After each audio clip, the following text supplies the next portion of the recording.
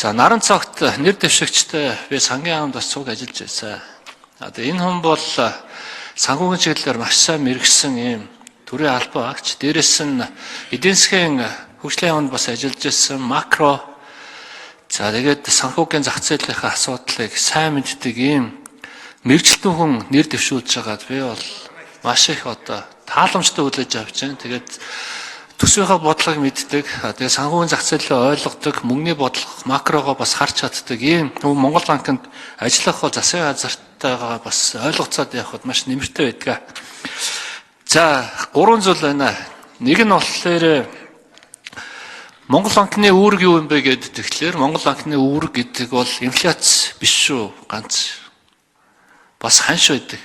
Төгрөгийн доктортой байдал гэдэг бол ардталтай хамгийн чухал юм бол ханшаа доктортой барих юм асуудал байдаг. Тэрний ардтал бол нөөц байдаг. Тэгэхээр Монгол банкны ерөнхийлөгч гэдэг хүн бол маш муухай аштай хүн байх хэрэгтэй. Дээрээс нь нөөцөө тэрвэрэд байж идэх хүн байх хэрэгтэй байдаг. Нөөцөө хувьд юу байдаг вэ гэхээр алт чухал шүү. Тэр нөгөө зарим эдийн засгчд болохоор алт үнэтэй болчиход байна. Алтаа зар гэдэг тэр буруу шүү. Алтаа бид нар бүр 100 тонн 300 тонны энэ нөөцөнд хүрэх юм бол дэлхийн бүх хөрөнгө оруулалтын банкуд, банк санхүүгийн сангууд ч бүгдээрээ хурж ирээд маш их хэмжээний баг гүтэй юм зээлийн их усрыг Монголын зах зээлд нийлүүлэх бүрэн боломжтой. Ийм байдлаар бид нар зээлийн хүүг асар богино хугацаанд буулгах ийм эдийн засгийн өш үүрэг нь бий болно гэдэгт бол анхаарч ажиллах хэрэгтэй шүү. Нэг. Хоёрдугаарт нь бол энэ мөнгөний бодлого гэдэг бол төсвийн бодлогын тохируулагч болоод явж идэг. Тэгээд зах зээл дээр мөнгө авахгүй тохиолдолд бид нар бодлогын хүүгээ буулгах замаар зах зээл рүү мөнгө оруулаад явж явах хэрэгтэй. Гэтэл яг одоо ингээд бодлогын хүүгээ бууруулах, зах зээл бизнесүүдэргээ мөнгө гаргах ийм шаардлага бол үүсчихэд байгаа гэдэгс анхаараарай. Тэгээд төсөв болд 1 жилээр батлагддаг бол мөнгөний бодлого гэдэг бол улирлын шин чанартайгаар тохируулагч үүрэг гүйцэтгэж явдсан шүү. Тийм болохоор энэ дээр нөөцөө инфляци хэтэрхий их онолж явж байна гэж хагаад зах зээлээ бас ингээд буцалж болохгүй шүү гэдэг дээр нэг санаа хэлмээр байна. Анхаараарай. За дараагийнх нь гадаадын банк. Гадны банк наашаага оруулж ирэхэд маш нээлттэй хандах ёстой. Тэгээ манай наран цогт нэр дэвшигч бол энэ дээр бас нээлттэй хандж байгаа гэж ойлгож байгаа. Гадныхан орж ирэхэд манай зах зээл дээр их юм бүтээгдэхүүн хэрэгтэй. Төслүүд хэрэгтэй байдаг шүү. Bankable юм төслүүд. Энэ төслүүдтэйгээ бид нар дэмжиж оруулж ирж ээж хаалгаа нээж гадны банк орж ирнэ. Тэгэхээр энэ дээр бол нээлттэй хандах хэрэгтэй. За төсөв мөнгөний бодлогын уялдаа бол зайлшгүй байх ёстой.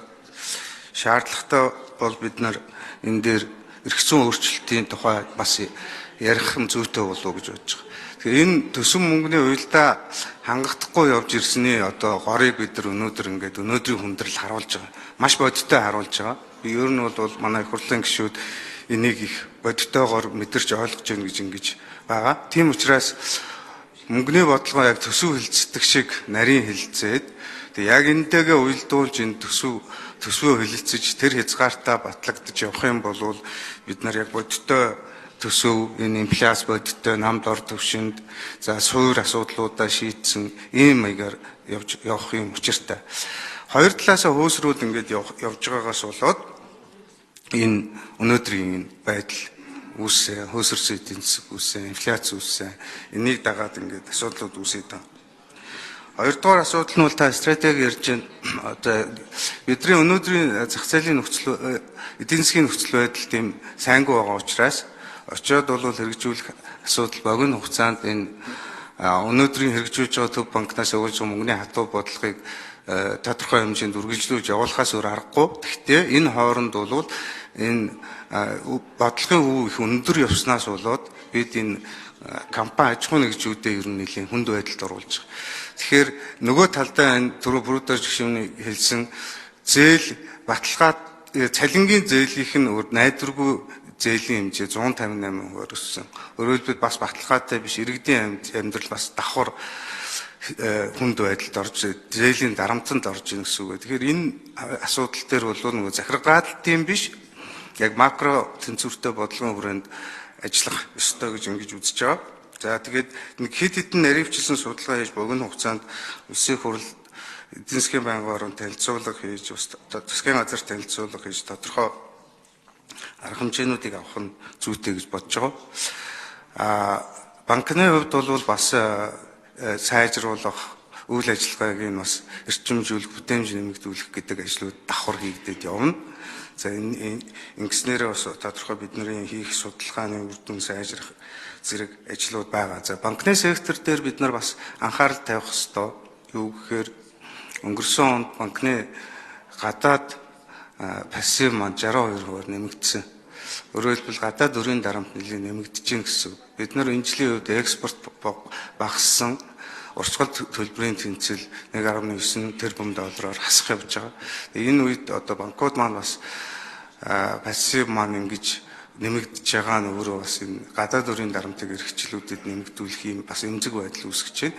Тэгэхээр энэ дээр бол бас анхаарал тавьж бодит шалтгааныг тогтоож ажиллана гэж. За тэр сүүлийн таны бас нэг хэлсэн даргын тухай асуудал дээр би ер нь томилогдсон ажил болгон дээр үр дүн гаргаж ирсэн. Элдв би асуудалд орооцолдож яваагүй. Тэгээд тийм учраас яг ер нь утас ажил болгон дээр нэгдүгээр энэ улстай хариуцсан ажлын чиглэл дээр би гавья байгуулна. Мөн ажиллаж байгаа байгууллагатай бас гавья байгуулж өөдөн татмас үзэл бодлоор өдий болтол хоёргүй сэтгэлээр би төр олон нийтэд ажиллаж ирсэн. Тийм учраас бас энэ надад ажилласан сайд удирдлагууд маань бас миний ажлыг үр дүн гүнэлдэг. Тэгээд надад итгэж ингэж энэ хариуцлагатай албан тушаалд нэр дэвшүүлж байгаа болов уу гэж ингэж бодож байгаа. Би энэ ажлыг гэсэн ийм сэтгэл ёс зүйтэй ажлыг томилогдуулах хийж гүйцэтгэг нэ.